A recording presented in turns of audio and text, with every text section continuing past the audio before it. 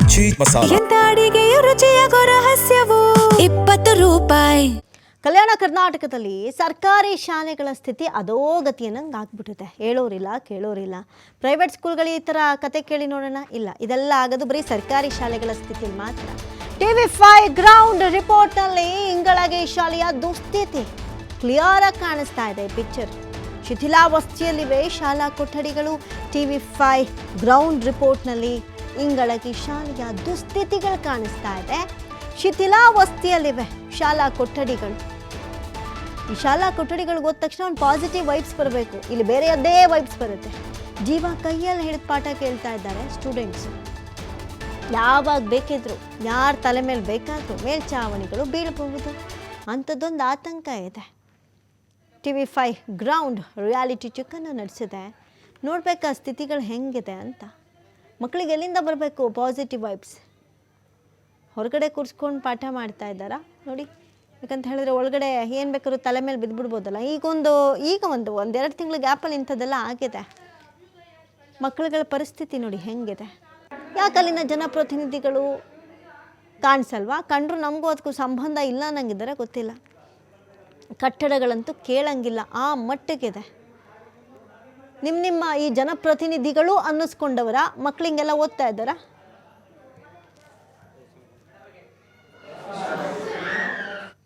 ಪ್ರಾಥಮಿಕ ಶಾಲೆ ಇಂಗಳಗಿ ಆ ಒಂದು ಶಾಲೆಯಲ್ಲಿ ಕೊಠಡಿಗಳ ಒಂದು ಕೊರತೆ ಮತ್ತು ಕೊಠಡಿಗಳಲ್ಲಿ ಏನು ಶಿಥಿಲಗೊಂಡಂಥದ್ದು ಮಾಹಿತಿ ಇದೆ.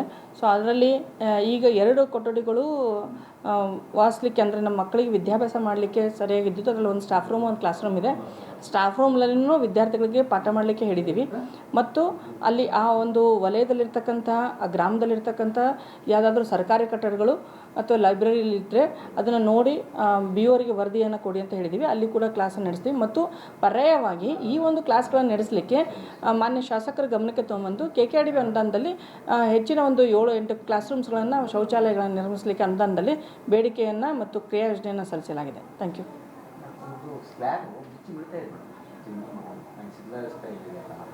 ಅದು ಪದರ್ ನೀವು ಹೇಳ್ತಾ ಇರೋದು. ಈಗ ಅದನ್ನು ಇಂಜಿನಿಯರ್ಸ್ ಜೊತೆ ಡಿಸ್ಕಸ್ ಕೂಡ ಮಾಡಿದ್ದೀವಿ ಸರ್. ಈ ಕೆಲವು ಕಡೆ ಯಾಕೆ ಹಾಗೆ ಆಗ್ತಾಯಿದೆ ಅಂತಂದರೆ, ನಾವು ಇಂಜಿನಿಯರ್ಸ್ ಅಲ್ಲ, ಬಟ್ ನಾವು ಅವ್ರಿಗೆ ಕೇಳಿದಾಗ ಅದು ಆ ಒಂದು ಹಂತಿನಲ್ಲಿ ಎಕ್ಸ್ಟ್ರಾ ಸಿಮೆಂಟ್ ಪ್ಲಾಸ್ಟರ್ ಮಾಡಿದ್ದಕ್ಕೆ ಆ ಥರ ಆಗ್ತಾಯಿದೆ ಅಂತ ಹೇಳ್ತಾರೆ. ಹೌದು, ಅಂದರೆ ಅದು ಪೂರಾ ಡೆಮಾಲಿಷ್ ಅಂತ ಬರುತ್ತೆ ಸರ್. ಅದು ಇಂಜಿನಿಯರ್ಸ್ ರಿಪೋರ್ಟ್. ಅದು ನಾವು ಹೇಳಕ್ಕೆ ಬರಲ್ಲ ಸರ್. ಅದು ಕನ್ಸರ್ನ್ PRE ಅಥವಾ PWD ಯಾರು ಮಾಡಿರ್ತಾರೆ ಅವರಿಗೆ ಅದರದ್ದು ಯೋಜನೆ ನೋಡಿಕೊಂಡು ವರದಿ ಮಾಡಲಿಕ್ಕೆ. ಇವನ್ ನಾ PRE PW ಜೊತೆನೂ ಮಾತಾಡ್ತೀನಿ ಸರ್. ಸದರಿ ಸ್ಥಳಕ್ಕೆ ಹೋಗಿ ಏನದ ಲೈಫ್ ಸರ್ಟಿಫಿಕೇಟು, ಅದು ಎಷ್ಟು ವರ್ಷ. ಕಲಬುರಗಿ ಜಿಲ್ಲೆಯಲ್ಲಿ ಸರ್ಕಾರಿ ಶಾಲೆಗಳ ಮತ್ತು ಕಾಲೇಜುಗಳ ಪರಿಸ್ಥಿತಿ ಅಧೋಗತಿಗೆ ಹೋಗಿರ್ತಕ್ಕಂಥದ್ದು. ಅಂತಹದೇ ಒಂದು ಸರ್ಕಾರಿ ಹಿರಿಯ ಪ್ರಾಥಮಿಕ ಶಾಲೆ ಅಂದರೆ ಕಲಬುರಗಿ ಜಿಲ್ಲೆಯ ಅಫಜಲ್ಪುರ ತಾಲೂಕಿನ ಸರ್ಕಾರಿ ಹಿರಿಯ ಪ್ರಾಥಮಿಕ ಶಾಲೆಗೆ ನಾವು ಇವತ್ತು ಬಂದಿರತಕ್ಕಂಥದ್ದು. ಹಿರಿಯ ಪ್ರಾಥಮಿಕ ಶಾಲೆ ಅಂದರೆ ಒಟ್ಟು 7 ತರಗತಿಗಳನ್ನು ಈ ಶಾಲೆ ಒಳಗೊಂಡಿರಬೇಕು. ಅದೇ ರೀತಿ ಮಕ್ಕಳಿಗಾಗಿ 7 ರೂಮ್ಗಳು ಇರಬೇಕು. ಆದರೆ ಇಲ್ಲಿ ಕೇವಲ 2 ರೂಮ್ಗಳಲ್ಲಿ ಮಾತ್ರ ಟೀಚಿಂಗ್ ಆಗ್ತಾಯಿದೆ. ಜೊತೆಗೆ ಅದರಲ್ಲಿಯೂ ಸಹಿತ ಒಂದು ರೂಮ್, ಬಹುತೇಕ ರೂಮ್ಗಳು ಶಿಥಿಲಾವಸ್ಥೆಗಿರ್ತಕ್ಕಂಥದ್ದು. ಇದು ನೀವು ನೋಡ್ತೀರಿ, ಇದು ಅಂಗನವಾಡಿ ಕೇಂದ್ರ. ಬಹುತೇಕ ಸುಮಾರು 70 ವರ್ಷ ಮೇಲಾಗ್ಲಿಕ್ಕೆ ಬಂತು. ಆ ರೂಮ್ ಶಿಥಿಲಾವಸ್ಥೆಯಲ್ಲಿ ಇದೆ. ಅದು ವಾಸ್ತವ ಏನು, ಅದನ್ನು ನಾವು ಒಪ್ಪಲೇಬೇಕು. ನೋಡ್ಬೋದು, ಬಹುತೇಕ ಇದೇ ಶಾಲೆಯಲ್ಲೂ ಸಹಿತ ಕೆಲವೊಂದು ತರಗತಿಗಳನ್ನು ತಗೊಳ್ತಾರೆ ಅಂತಕ್ಕಂಥದ್ದು ಮಕ್ಕಳ ಒಂದು ಅಭಿಪ್ರಾಯ ಆಗಿರ್ತಕ್ಕಂಥದ್ದು. ಇಲ್ಲಿ ನೋಡ್ತಿದ್ರಿ, ಯಾವಾಗ ಕುಸಿದು ಬೀಳುತ್ತೋ ಗೊತ್ತಿಲ್ಲ. ಇಂಥ ದುಸ್ಥಿತಿಯಲ್ಲಿ ಸರ್ಕಾರಿ ಶಾಲೆಗಳಿರ್ತಕ್ಕಂಥದ್ದು, ಬಡ ಮಕ್ಕಳು ಓದ್ತಕ್ಕಂಥ ಸರ್ಕಾರಿ ಶಾಲೆ ಈ ರೀತಿ ದುಸ್ಥಿತಿ ಇದೆ. ಇನ್ನೊಂದು ತರಗತಿ ಕ್ಲಾಸ್ ರೂಮ್ ಇದೆ, ಅದನ್ನು ತೋರಿಸ್ತಾ ಹೋಗ್ತೀನಿ ನಿಮಗೆ. ಈ ಕೋಣೆಯ ಸ್ಥಿತಿ ಹೇಗಿದೆ ಅನ್ನೋದು ನಿಮಗೆ ನಾನು ಹೇಳ್ತೀನಿ. ಇದು ಮಕ್ಕಳು ಇದ್ದಾರೆ, ತರಗತಿ ನಡೀತಾ ಇದೆ, ಶಿಕ್ಷಕರಿದ್ದಾರೆ. ಸುಮಾರು ಒಂದು 10 ವರ್ಷಗಳ ಹಿಂದೆ ನಿರ್ಮಾಣವಾದಂಥ ಕೊಠಡಿ ಇದು. ಅಂದರೆ ಸ್ಥಳೀಯರು ನೀಡಿದ ಮಾಹಿತಿಯ ಪ್ರಕಾರ ಒಂದು 10 ವರ್ಷ ಹಿಂದೆ ನಿರ್ಮಾಣ ಆಗಿದೆ. ಅಲ್ಲಿ ಮೇಲ್ಛಾವಣಿನ ನೀವು ನೋಡ್ಬೋದು. ಆ ಮೇಲ್ಛಾವಣಿ ಸಂಪೂರ್ಣ ರಾಡ್ ಹೊರಗೆ ಬಂದಿದೆ, ಜೊತೆಗೆ ಕುಸಿದು ಬಿದ್ದಿದೆ. ಅದೃಷ್ಟವಶಾತ್ ಯಾವುದೇ ರೀತಿ ಮಕ್ಕಳು ಅಲ್ಲಿ ಇರಲಿಲ್ಲ, ಕುಂತಿರಲಿಲ್ಲ, ಹೀಗಾಗಿ ಮಕ್ಕಳ ಮೇಲೆ ಅದು ಬಿದ್ದಿಲ್ಲ. ಈಗಲೂ ಸಹಿತ ಇದು ಯಾವಾಗ ಕುಸಿದು ಬೀಳುತ್ತೆ ಅನ್ನೋದಕ್ಕೆ ಹೇಳಲಿಕ್ಕಾಗೋದಿಲ್ಲ. ಆ ಹಂತದಲ್ಲಿ ಆ ಶಾಲಾ ಮೇಲ್ಛಾವಣಿ ಇರ್ತಕ್ಕಂಥದ್ದು ಸಂಪೂರ್ಣವಾಗಿ ನೋಡ್ಬೋದು ನೀವು. ಇಲ್ಲಿ ಈ ಭಾಗದಲ್ಲೂ ಸಹಿತ ಯಾವಾಗ ಬೀಳುತ್ತೆ, ಯಾರ ಮೇಲೆ ಬೀಳುತ್ತೆ ಅನ್ನೋದು ಹೇಳಲಿಕ್ಕಾಗೋದಿಲ್ಲ, ಅಷ್ಟೊಂದು ದುಸ್ಥಿತಿಗೆ ತಲುಪಿರ್ತಕ್ಕಂಥದ್ದು. ಹೆಂಗದು ಈ ಮತ್ತು ಇದು ಬೀಳಕಾಯಿಗಳು ಇಂತಲ್ಲಿ ಕುಂತು ಓದ್ತಿರಲ್ಲ? ಶಾಲೆ ಬೀಳೋಕ್ಕಾಗಿದೆ, ಅಂಜಿಕೆ ಹೊಂಟದ. ಟೀಚರ್ ಬಿ ಪಾಠ ಮಾಡ್ತಾರೆ, ಅವಾಗ ಬಿ ಅಂಜಿಕೆ ಬರ್ತದ್ರಿ.